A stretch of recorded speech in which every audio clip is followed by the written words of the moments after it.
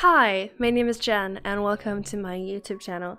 Today, I thought that I would do a book review of this book, or I will talk about this author's thoughts about the social democratic and feminist politics that has made it harder for women in Sweden and has created the motherless society that we very much live in today. The book is called Mamma at Home, Mother at Home, The Motherless Society. It's from 2005. In this review, I'm going to talk very closely to the book, so maybe it's going to be hard to decipher what of it is quotes and what of it is just my thoughts. There's not going to be a lot of my thoughts in this, actually. It's mostly just trying to present her argument, because I very much agree with it, and I think that the points that she brings up are very compelling, and I think that a lot of it rings true today. I didn't do any research into how it looks today more than I already know, but I don't think that any of the facts that she brings out has been changed. I don't think that we have changed the way that we were going in 2005. I think that in a lot of senses it has gotten worse. So when I'm talking about this book, I'm talking about how it looks 2005, but I don't think that we've changed in all actuality.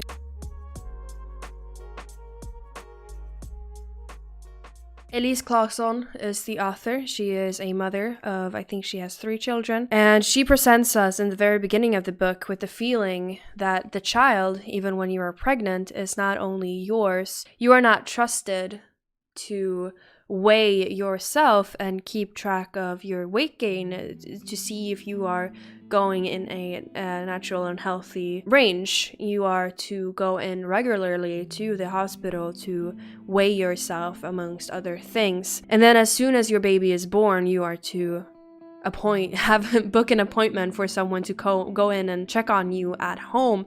And they joke to you that they won't have a look at the cleaning, but a doctorate student actually made a study on this and found that everything is written down at these visits. They write down how clean your house is, they write down how you act with the nurse, and they write everything, basically, which is quite troubling. Very early on, you are reminded that the child is not only yours. You are not trusted as a Swedish mom to care for your child and to be its mother. In the world's most equal and just society, the best welfare state, everything seems to be exactly in order and in place. But the Swedish ideal, and this is a quote, but the Swedish ideal also became the forced, individualized, highly taxed and two-payer model that has made real families weak, rectified, and dependent on welfare. The family was socialized. Sweden became world leaders in single households, divorces, and long-term sick leave. Although women live longer than men, they are more often on long-term absence due to illness. The differences in sickness numbers between the gender is astonishing. Especially large are they in the age group of 25 to 40-year-olds. The number of women taking early leave for pension in their 30s is rising steadily. And like I mentioned, this book is written in 2005, but I don't think that we've done anything to slow down this process. She writes further that an army of kindergarten teachers employed by the municipality and experts were to replace the mom.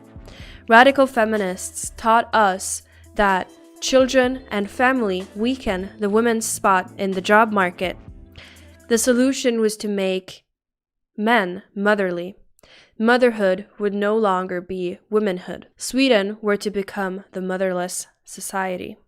Elise Claesson writes about her biggest supporters being amongst the children, amongst her daughter's classmates. They would be very excited, as Elise Claesson would be one of the only moms who would pick her own daughter up at the school.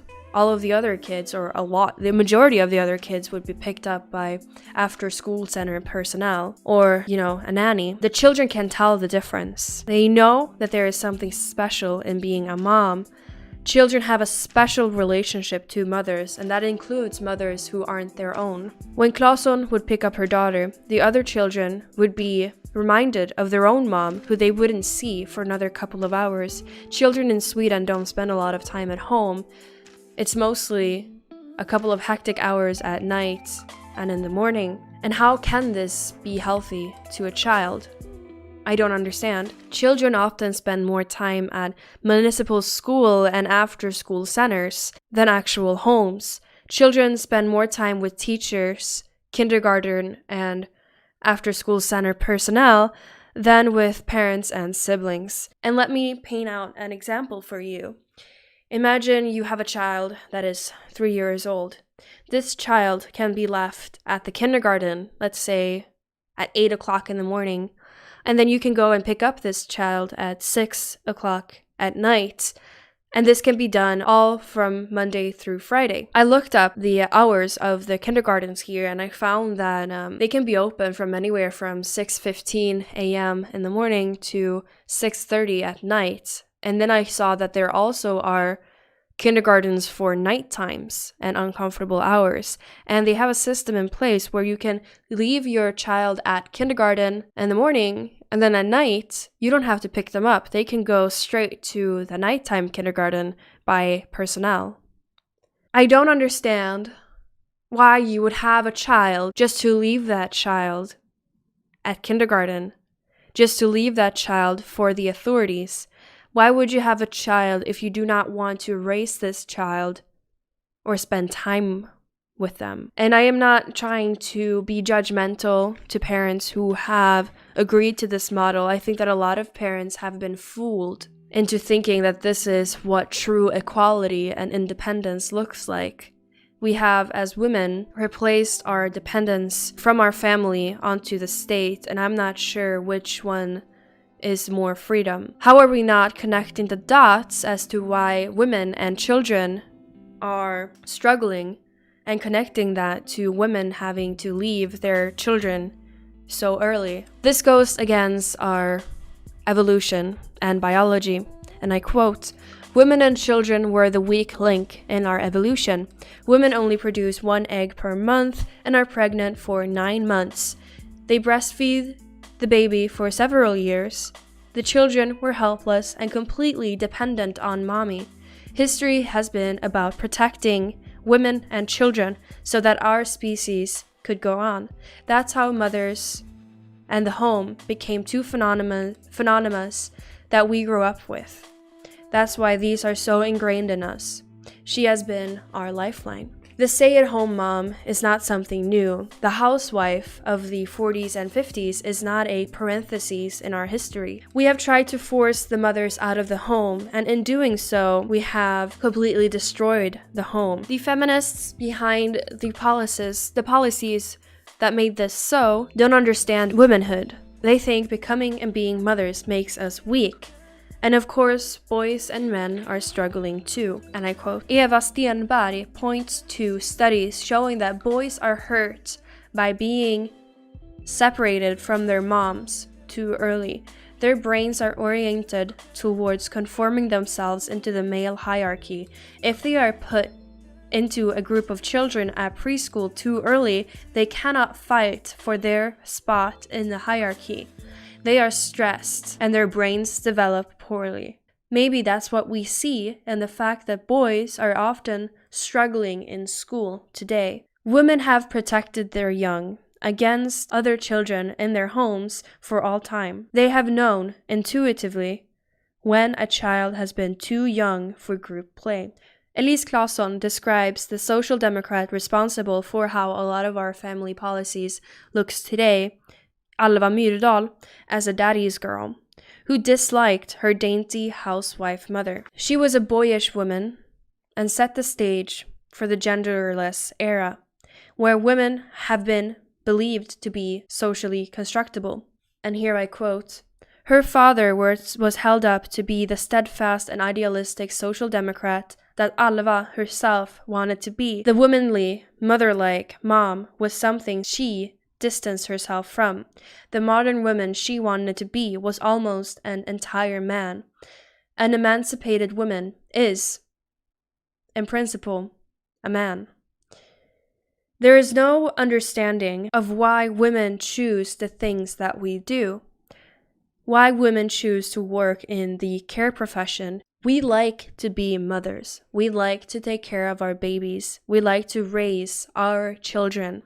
And when we are not allowed to do so, we choose professions that are similar to it. Elise Claesson brings up food and nutrition.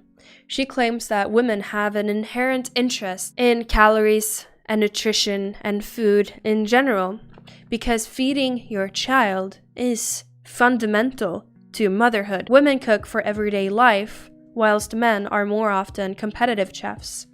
And feminists hate this picture of a mother and of a woman, a somewhat round, food-happy, warm Madonna who is there for the family and gladly chooses to work in the care profession. And I quote, "Instead, feminists want to be like Pallas Athena, the war, the cities, the intelligence, and the knowledge goddess. She was born as a male thought out of her father's brow. She is independent, career-focused, and a thinking woman. She has, unreasonably maybe, been described as unfertilized, scrawny, unlikable, and ambitious at the cost of others." Elise Claesson compares her experience of living in Sweden and trying to have a family in Sweden with that of America. Sweden prides itself in being very equal and being very progressive and, feminist. Whereas if you look at America, women there are in the workforce longer. They have more babies, hold higher positions. What America has understood is that women want to be mothers to their own children. And what America also has understood is that you don't have to do everything all at once. In America, you are able to quit your job because the job market is not as strict as it is here, with as many rules and restrictions, whereas here in Sweden it can be hard to get hired, but it's also hard to be fired, where in America it's easy to get fired, but it's also easier to get hired. So women actually just quit the workforce for a couple of years when they get pregnant to be home with their children. And then when they are done with that, they get back on the workforce. So one thing that I also have to bring up for this equation to make sense is that they don't have the same tax pressure as we do here in Sweden.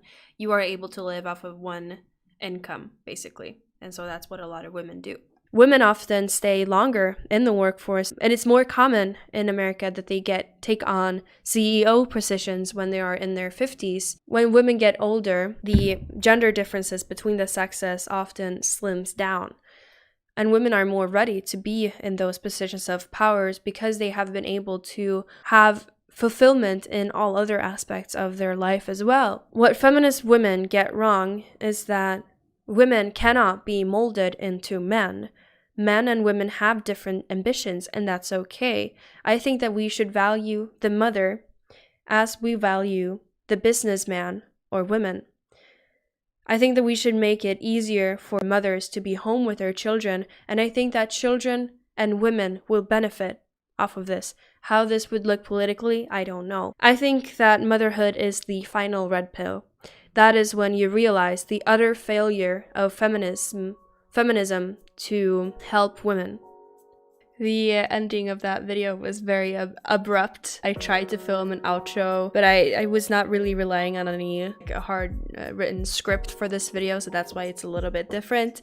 But what I meant to say was that just feminism doesn't understand women, so motherhood becomes the final red pill, because that's when you really realize the maternal instincts that you have, which are so heavily linked to womanhood and how we are as women. And feminists don't only misunderstand women, they wrong us. They devalue motherhood and womanhood in many, many ways. It's what I think, at least. So yeah, thank you so much for watching this video. Let me know if you want to see more videos like these. I have ordered some really interesting books that I would like to review as well. And if you like my content, feel free to subscribe, like this video, share this video. That really, really helps me out. I also have a Patreon and a PayPal if you are able to and want to support me in that way. Thank you, and I'll see you in the next one. Bye!